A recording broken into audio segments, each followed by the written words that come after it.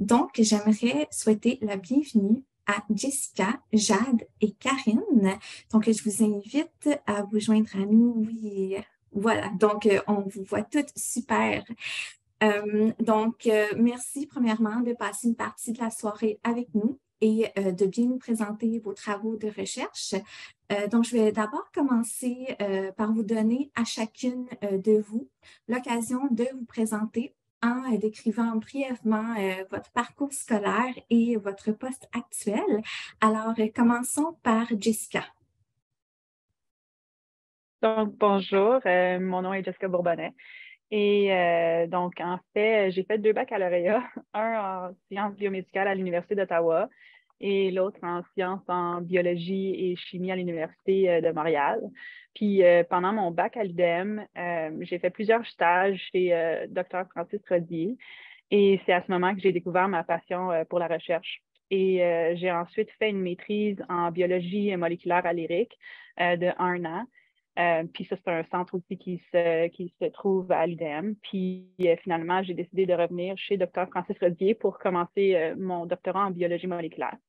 Donc, présentement, je me retrouve en co-direction avec Dr. Christopoulos et Francis Rodier, Dr. Francis Rodier, où je travaille sur plusieurs projets de recherche, dont un qui se retrouve à être sur le cancer de l'ovaire. Merci beaucoup, Jessica. Maintenant, allons-y avec Jade. Veux-tu te présenter un peu pour nous? Oui, bonjour à tous. Je suis vraiment contente de participer avec vous aujourd'hui à cette discussion. Je m'appelle Jeanne Monpetit et moi, je viens tout juste de commencer en fait en recherche. Là, j'ai terminé mon baccalauréat à l'Université de Montréal l'année passée. Et puis maintenant, je suis étudiante en première année au doctorat grâce au passage direct. Et j'ai déjà 3 ans d'expérience en oncologie grâce à plusieurs stages que j'ai faits depuis ma première année au baccalauréat, dans le fond. Et c'est tous dans le même laboratoire. Là. Je suis dans le même laboratoire que Jessica, donc au laboratoire de Dr. Francis Rodier au Centre de recherche du CHUM. Et puis, depuis le début de mes études, là, j'ai été convaincue de l'importance de la recherche sur le cancer, en fait, et c'est ce qui m'a motivée à rester dans son labo pour la suite, là, pour le doctorat. Et à mon dernier stage aussi, j'ai eu la chance de participer au CCOCR à Ottawa l'été passé, où j'ai vraiment été touchée par la communauté en cancer de l'ovaire. C'est ce qui m'a motivée à rester dans le domaine pour le doctorat. Merci beaucoup, Jade. Et finalement, Karine, veux-tu parler de toi un peu? Oui, bonjour. Merci encore pour l'invitation. Ça me fait très plaisir d'être là avec vous. Alors, mon nom, c'est Karen Geoffroy. Je suis étudiante au doctorat. Donc là, je suis dans ma 4e année de formation pour le doctorat. Avant ça, j'ai fait des études en France, en fait, de pharmacie. Donc, j'ai eu mon diplôme de docteur en pharmacie en 2020. Et en fait, il faut savoir que cette formation-là, elle est très vaste. J'ai pu voir beaucoup de choses. Et notamment, j'ai pu faire beaucoup de stages. Et le premier que j'ai fait, c'était en recherche. Donc, c'est là que j'ai développé ma passion pour la recherche. Et c'était aussi en cancérologie. Donc, forcément, on est tous touchés de près ou de loin par le cancer. Donc, c'était une cause qui m'a tout de suite... j'étais très sensible à ça. C'est pour ça que ça m'a beaucoup plu.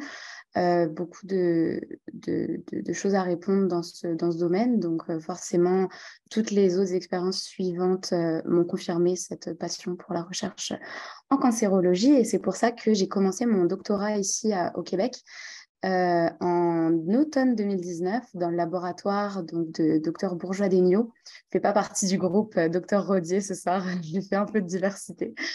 Et donc, c'est ça, dans le laboratoire, on cherche à trouver des nouvelles thérapies pour le cancer en général, notamment des immunothérapies. Et moi, mon projet se focalise sur le cancer de l'ovaire. Merci beaucoup, Karine. En fait, merci à vous toutes pour vos introductions. Ma première question s'adresse donc à Jessica. Donc, l'identification de nouveaux biomarqueurs pour prédire la réponse au traitement dans le cancer de l'ovaire séreux de haut grade est une partie importante de la recherche. Peux-tu nous parler un peu plus de ton travail qui se concentre sur un nouveau biomarqueur potentiel? Oui, absolument. Donc, justement, mon projet sur le cancer de l'ovaire est sur la 53BP1. Donc, ça, c'est une protéine qui est importante dans la réparation aux dommages à l'ADN. Et en fait, lorsqu'on a regardé les niveaux de cette protéine, donc la 53BP1, dans les patients avec le cancer de l'ovaire séreux de haut grade, on a vu que chez elles, chez celles qui ont de haut niveau de 53BP1, on voit également que ces patients ont tendance à résister à la chimiothérapie. Et on a une survie qui est moins favorable que les patientes avec des plus bas niveaux de 53BP1. Donc, ensuite, on a également regardé dans des lignées cellulaires de cancer ovarien stéreux de haut grade. C'est essentiellement lorsqu'on prend des cellules de tumeurs provenant de patientes et on les fait pousser dans une espèce de flasque en 2D avec du milieu. Et justement, on a vu que les lignées qui ont de plus haut niveau de 53BP1 sont résistantes à la carboplatine. Donc, ça, c'est une chimiothérapie. Et aussi à l'irradiation. Et lorsqu'on a déplété les niveaux de 53BP1 dans ces cellules, donc essentiellement, on diminue l'expression de la protéine dans ces cellules cancéreuses, elles deviennent plus sensibles au traitement, soit la carboplatine, une chimiothérapie, comme j'ai mentionné, et l'irradiation. Donc, en fait, la 53PP1 semble être un bon biomarqueur qui va nous permettre de prédire la réponse au traitement, ainsi qu'une cible potentielle pour le développement de nouvelles thérapies qui pourraient être bénéfiques pour les patients qui ont de hauts niveaux de 53PP1. Super intéressant. Merci, Jessica. Jade, pour trouver de nouveaux traitements efficaces pour les femmes atteintes d'un cancer de l'ovaire, il est important d'utiliser le bon modèle de recherche. Toi, tu étudies également le cancer de l'ovaire séreux de haut grade et tu travailles avec un modèle cellulaire 3D. Est-ce que tu pourrais nous en dire un peu plus sur ce modèle? Oui, bien sûr. Dans le fond, le cancer de l'ovaire, il faut savoir que c'est une maladie très complexe au niveau moléculaire et ça change énormément d'une patiente à une autre. Et malheureusement, les modèles qu'on utilise le plus souvent, un peu comme Jessica l'a mentionné, sont comme les flasques de cellules en 2D, ne reproduisent pas justement la différence qu'on retrouve entre les personnes au niveau cellulaire et moléculaire. Ce qui explique aussi pourquoi certaines fois, les nouveaux traitements ne passent pas les essais cliniques, même après plusieurs années là, de recherche, et lorsqu'on les teste finalement sur les humains, en fait. Et voilà pourquoi c'est vraiment important d'étudier une maladie aussi complexe que le cancer de l'ovaire avec un modèle qui est proche des patientes et qui leur ressemble, en fait. Et dans mon cas, nous utilisons justement des modèles de culture cellulaire 3D. On les appelle les organoïdes. Donc, c'est vraiment un peu comme son nom l'indique, là, comme des mini-organes. Donc, on reproduit la tumeur en 3D au laboratoire. Et puis, on le fait à partir de cellules de patientes. Et il y a plusieurs avantages à utiliser ce modèle-là. Tout d'abord, le plus évident, c'est qu'il représente la structure 3D d'une vraie tumeur, ce qu'on ne retrouve pas avec les cellules qu'on utilise en 2D, par exemple. Et donc, ça représente vraiment les interactions là, entre les cellules et les unes avec les autres, et aussi avec le milieu qui les entoure. Mais en plus, comme le modèle est conçu à partir de cellules de patientes, il représente aussi bien la diversité justement entre les différentes patientes et aussi au sein d'une même patiente. Donc, il faut savoir que même chez une même patiente, deux cellules peuvent être complètement différentes. Là. Donc, oui, c'est pas mal ça. Merci, Jade. C'est super intéressant. Karine, il est urgent de trouver de nouvelles options thérapeutiques pour le cancer de l'ovaire. Les virus oncolytiques constituent un traitement prometteur. Peux-tu nous en dire plus sur ton travail avec ces virus spécialisés? Oui, effectivement. Donc, dans le laboratoire, on travaille avec ces virus qui sont dits oncolytiques. Donc, ça peut faire peur de parler de virus, surtout depuis la pandémie de la COVID. Mais notre virus est un très gentil virus. Donc, en fait, on l'appelle oncolytique parce que onco, qui veut dire cancer, et lytique, qui veut dire tuer. Donc, c'est un virus qui va préférentiellement, en fait, cibler les cellules cancéreuses, puisque on le sait, les cellules cancéreuses ont des mutations, elles changent par rapport aux cellules saines. Et en fait, ces petites caractéristiques-là, on peut les cibler à l'aide de nos virus. Nos virus vont les préférer aux cellules saines et donc ce qui en fait une option plutôt saine. En tout cas, en termes d'effets secondaires, c'est vraiment un traitement assez spécifique et ciblé sur les cellules tumorales. Et donc, on pense que cette option avec les virus oncolytiques pourrait être très intéressante chez les patientes atteintes de cancer ovarien, d'autant plus que je ne vous apprends rien en vous disant que les patientes, généralement, rechutent, elles résistent au traitement qu'on leur donne, dépendamment du nombre de tentatives qu'on fait. Donc, c'est vrai que nous, ça nous tient à cœur d'essayer de trouver de nouvelles options thérapeutiques et des choses qui peuvent durer dans le temps. L'avantage, en fait, des virus oncolytiques aussi, c'est que c'est une classe d'immunothérapie. Les immunothérapies, ça va être des thérapies qui vont rééduquer le système immunitaire pour détecter la tumeur, puisque cette tumeur a évolué pour passer incognito, donc ne plus se faire détecter par le système immunitaire. Donc nous, cette thérapie, en plus de venir tuer directement les cellules tumorales, va rééduquer le système immunitaire, ça va le réactiver et le ramener au niveau de la zone tumorale. Et donc, de plusieurs effets comme ça, on pense que ça pourrait être très prometteur, oui, dans plusieurs types de cancers, mais notamment dans le cancer de l'ovaire. Merci pour ces explications très claires. Je suis sûre que notre communauté est très intéressée de savoir ce qui a attiré chacune d'entre vous vers la science ou la médecine en général, et surtout vers le cancer de l'ovaire en particulier. Donc, je commencerai par toi, Jessica. Qu'est-ce qui t'a amené vers ce domaine? Donc, moi, j'ai toujours été intéressée par la science dès un jeune âge. Tu sais, j'étais la petite fille qui lisait les encyclopédies, tu sais. Puis plus tard, je lisais toujours comme les bouquins dans la classe, puis je comprenais pas grand-chose, tu sais, parce qu'on dirait que toujours c'était de la matière qui était beaucoup plus avancée que ce qu'on connaissait. Mais tu sais, j'ai toujours été vraiment passionnée par ça. Puis je me rappelle d'avoir regardé les références en arrière, puis je me suis dit, ah, tu sais, un jour, là, je vais faire une différence, puis mon nom va être dans ça. Et justement, c'est ça. Durant mon bac, j'ai été très intéressée par la recherche de Francis et j'ai été très chanceuse d'être choisie pour un de ses stages, puis après, d'autres stages consécutifs après ça. Et c'est réellement à ce moment-là que j'ai trouvé ma vocation. Et c'est un peu à ce moment-là où, sans le savoir, je me suis trouvée exactement à la place qu'il fallait que je me retrouve. Et c'était justement de faire la recherche sur le cancer. Donc, c'est ça. Puis, finalement, c'est ça. Donc, le projet sur le cancer de l'ovaire m'a été proposé au début de mon doctorat, où il m'a proposé justement de continuer ce projet. J'étais vraiment contente d'accepter ça parce que j'ai été justement exposée à la réalité du diagnostic des femmes du cancer de l'ovaire. Donc, j'étais vraiment contente de pouvoir suivre justement ça durant le début de mon doctorat. On te sent vraiment sur X, on ressent ta passion quand tu nous en parles. Et Jade, toi, qu'est-ce qui t'a attiré dans ce domaine? Oui, ben, moi aussi, un peu comme Jessica, j'ai toujours voulu avoir un emploi où est-ce que je pourrais avoir un impact positif sur la population. Et la recherche, là, plus précisément, la recherche sur le cancer, je trouvais ça vraiment important. Et c'était une avenue, dans le fond, que j'ai depuis le cégep, je dirais, là. Quand j'étais en sciences, là, avec mes cours de sciences, là, j'ai vu l'importance d'aller là-dedans.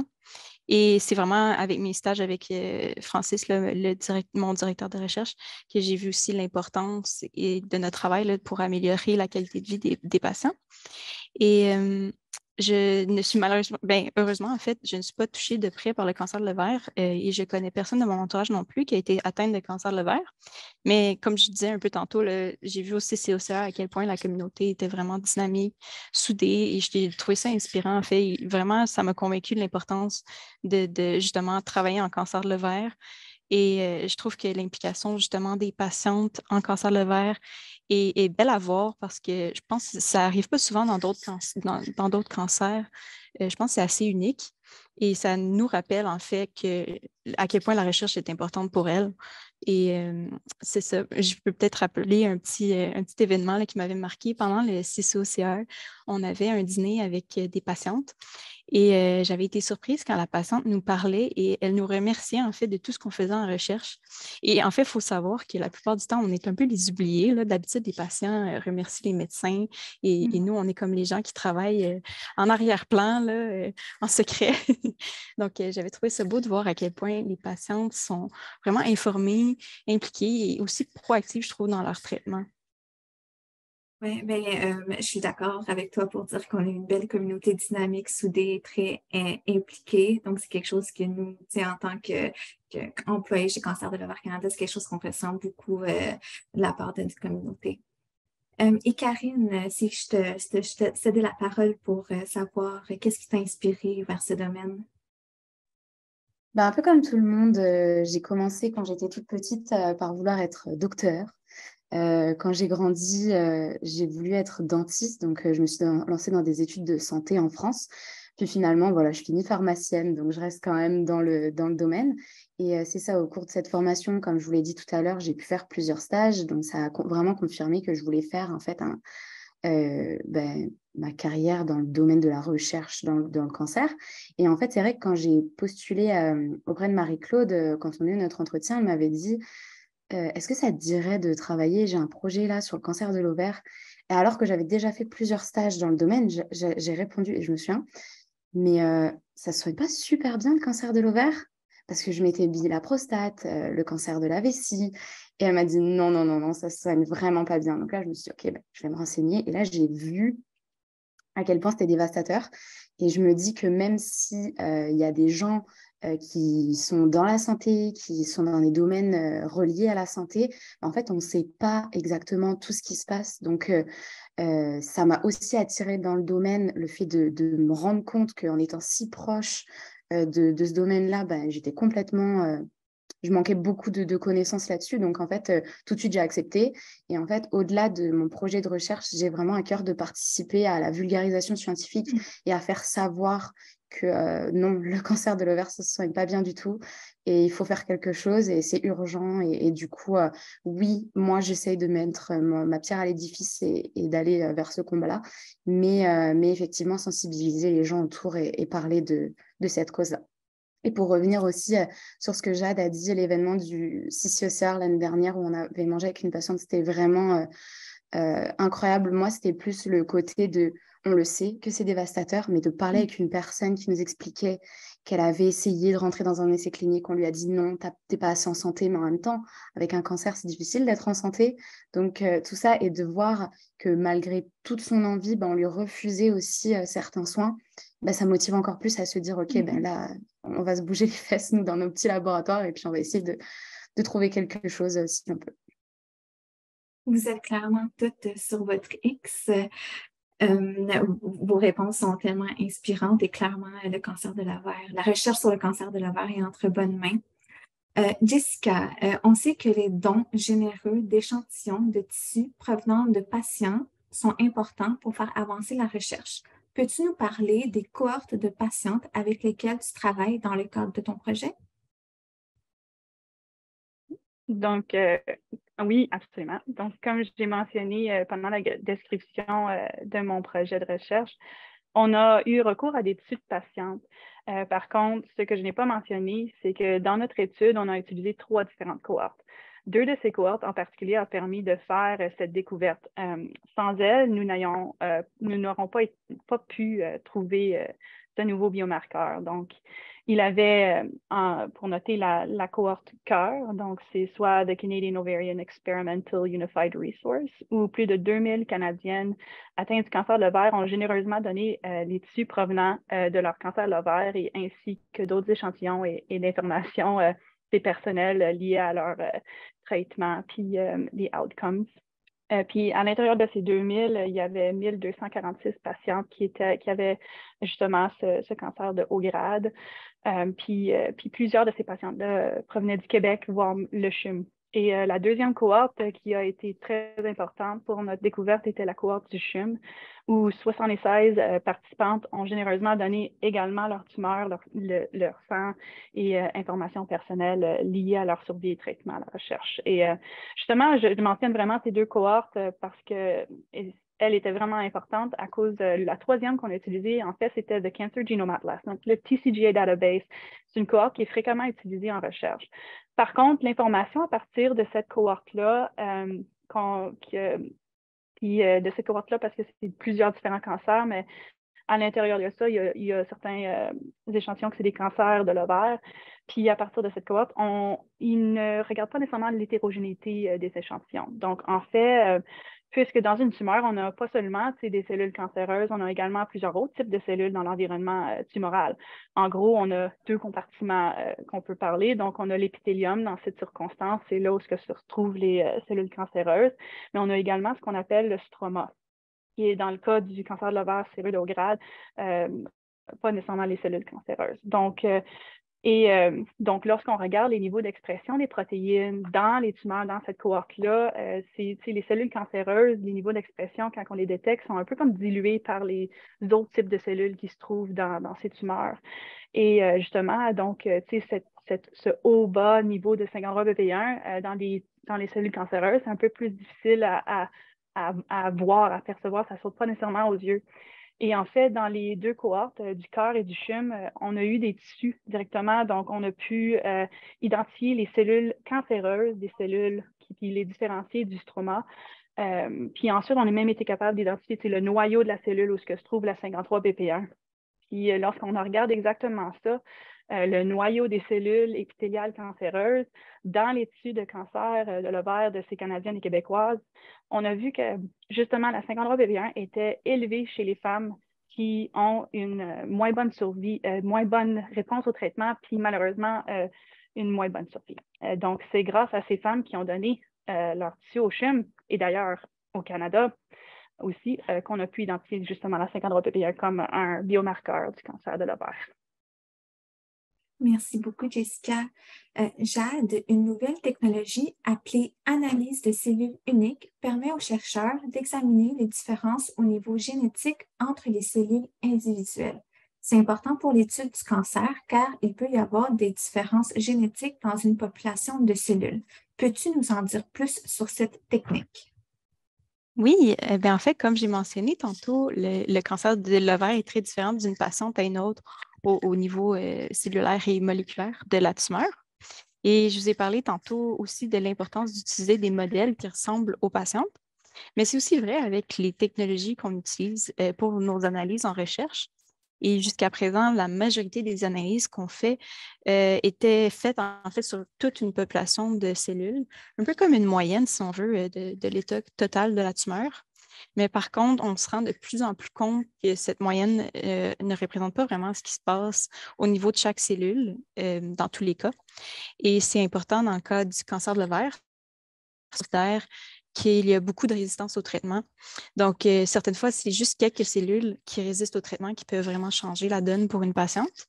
Et c'est pourquoi, pour mon projet de doctorat, en fait, j'utilise des modèles qui ressemblent aux patientes, mais aussi des technologies pour analyser individuellement chaque cellule cancéreuse pour trouver des traitements, en fait, qui vont cibler chacune des cellules et sans faute, là, sans en épargner et augmenter les chances de survie des patientes en combattant, par exemple, la résistance au traitement.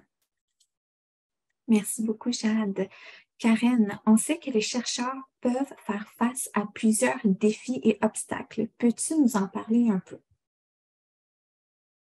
Oui, bien sûr. La recherche, ça porte bien son nom, on cherche.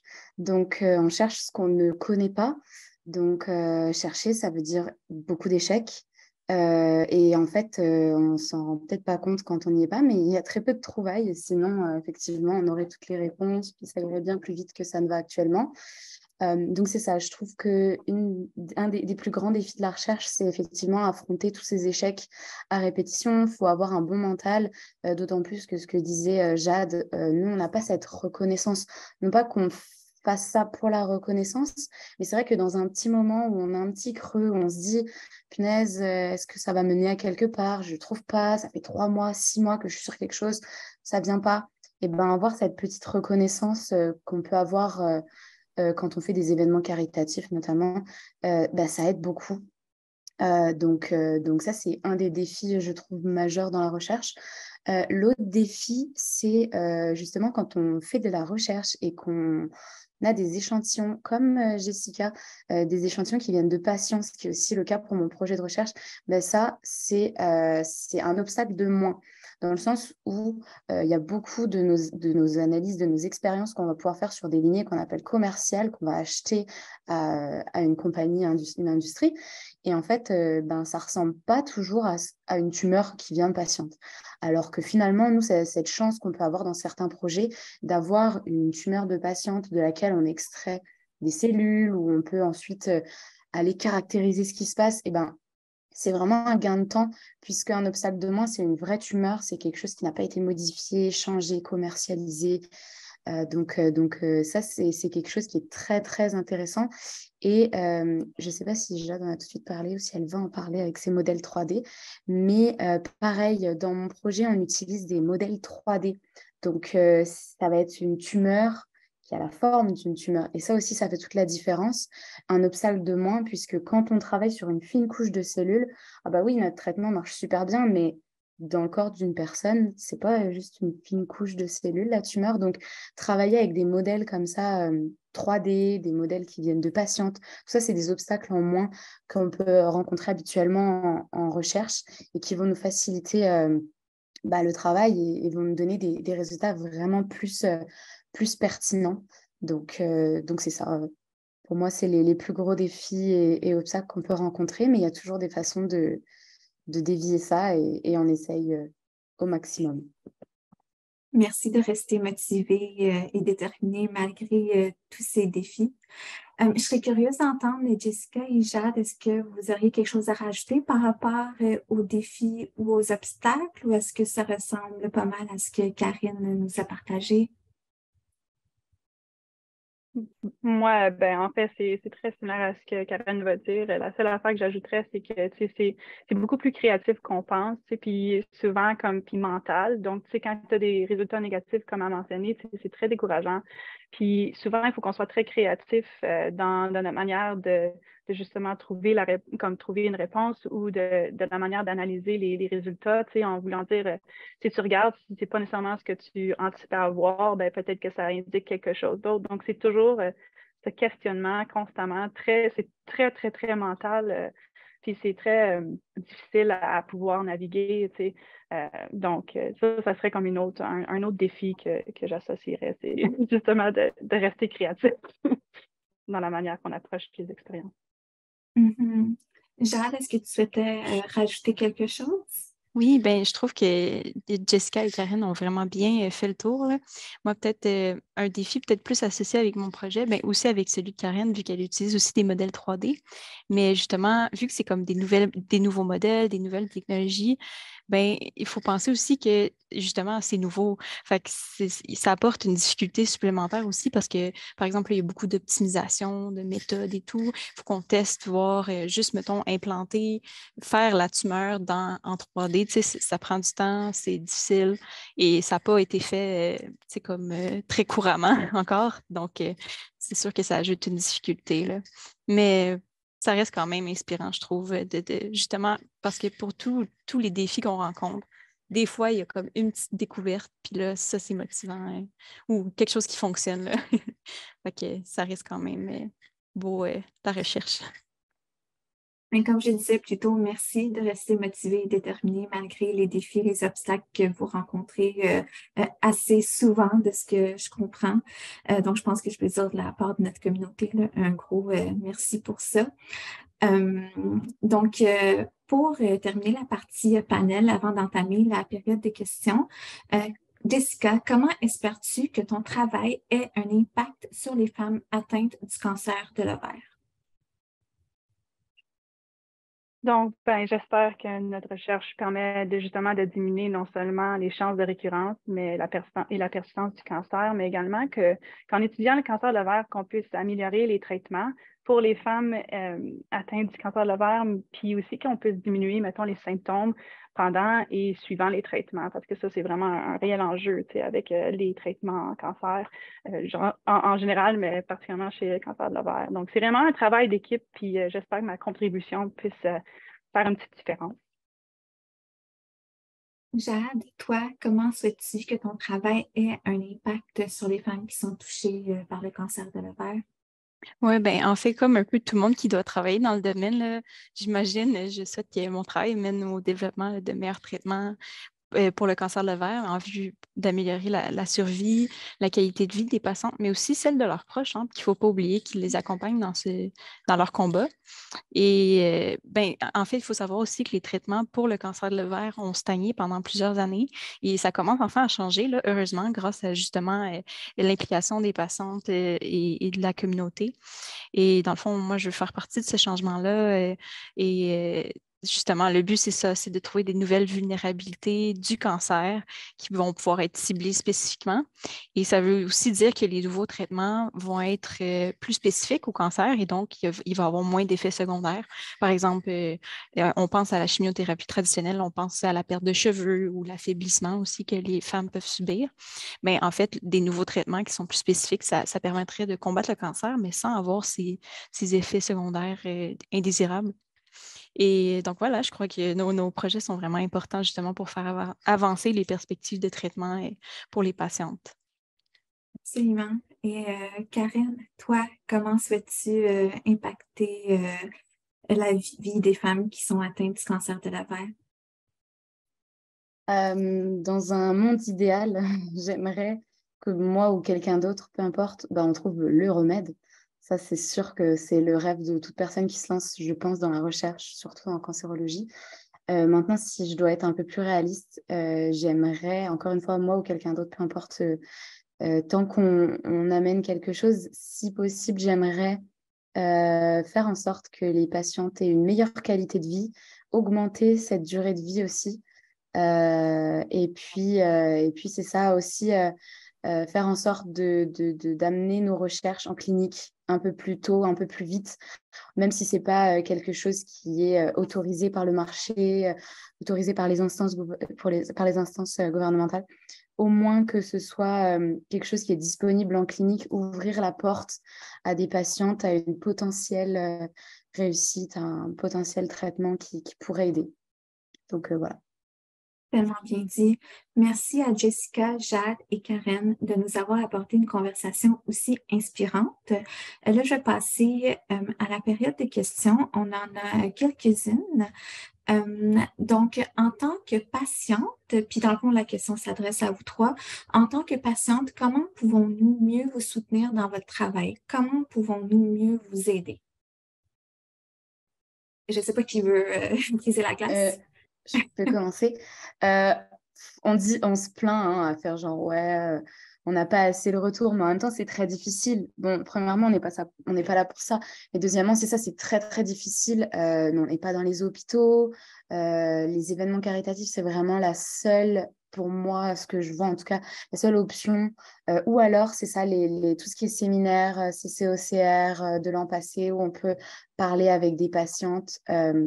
Mais sinon, c'est ça, les options pour se rencontrer sont quand même assez limitées. Mais je sais pas, juste, je sais pas, un petit message de CCOCR qui fait cette semaine, voici les mots des parties. Je sais pas, je me dis juste ça. Et puis nous, je sais pas, cette semaine, mais ce mois-ci, ce semestre, eh ben non, on se dit, ouais, c'est vrai, c'est ça en fait qu'on fait. Et du coup, ce serait une idée, par exemple.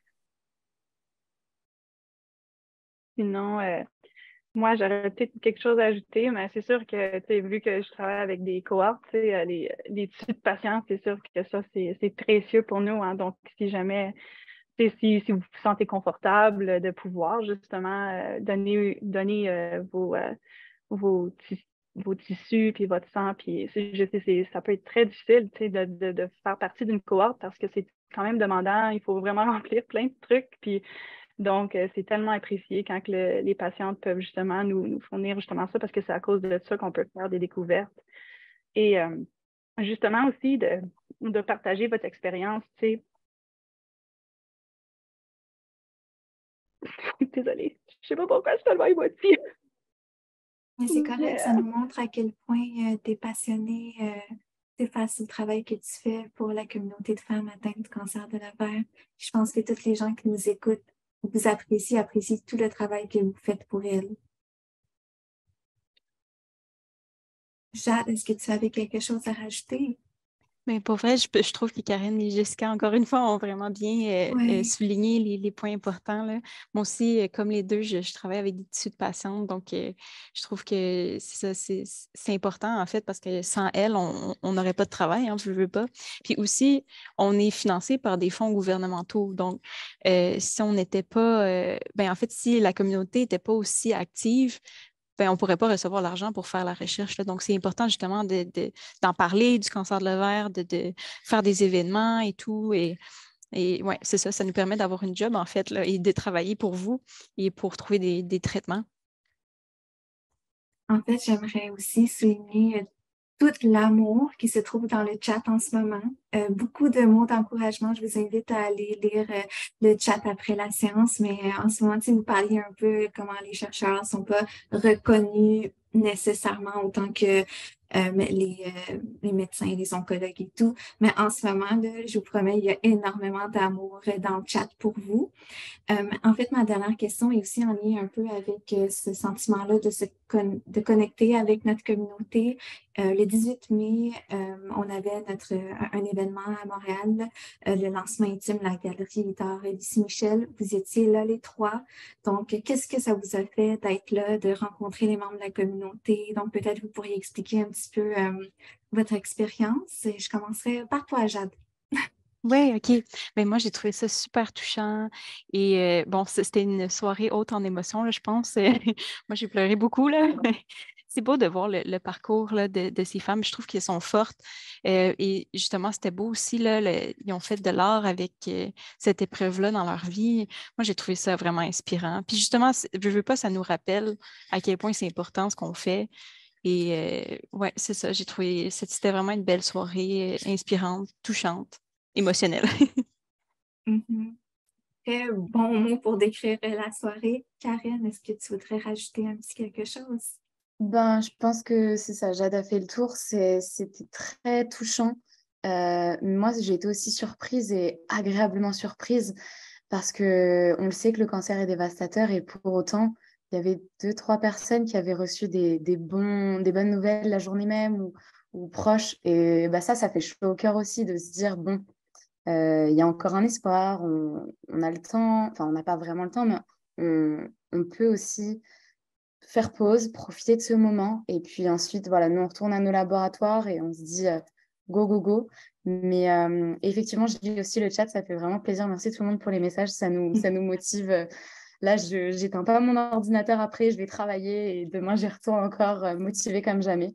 Mais c'est ça, non, non, très, très touchant. J'ai vraiment apprécié. Je ne me suis pas trop mêlée au groupe, je voyais que les gens se connaissaient beaucoup. Euh, mais prochaine occasion, maintenant que on a parlé un petit peu, je pense qu'on sera peut-être plus à l'aise aussi d'aller engager la conversation avec les gens présents à des événements tels.